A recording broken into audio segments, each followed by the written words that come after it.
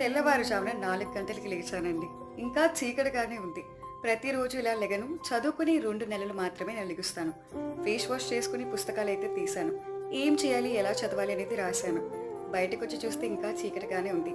అల్లరైతే చేయడానికి మా స్నూసి వాళ్ళ పిల్లలు లేచారండి.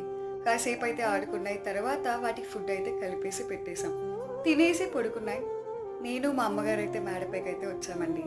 నీళ్ళైతే పోసేశారు మొక్కలకి. కొబ్బరికాయలు కూడా చాలా రోజుల ముందే ఎండబెట్టారు కొబ్బరి నూనె కోసం.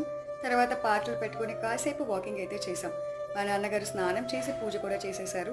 మా అమ్మగారికి అయితే సాయిబాబా గారు అంటే చాలా ఇష్టం అండి. మార్నింగ్ 7:30 నుంచి నైట్ 11:30 వరకు చదువుతానండి. అంత మించి చదివితే మా నాన్నగారు అస్సలు ఒప్పుకోరు, కోప్పడతారు. ఇలా డయాగ్రామ్స్ వేసుకొని చదువుకోవడం నాకు చాలా ఇష్టం.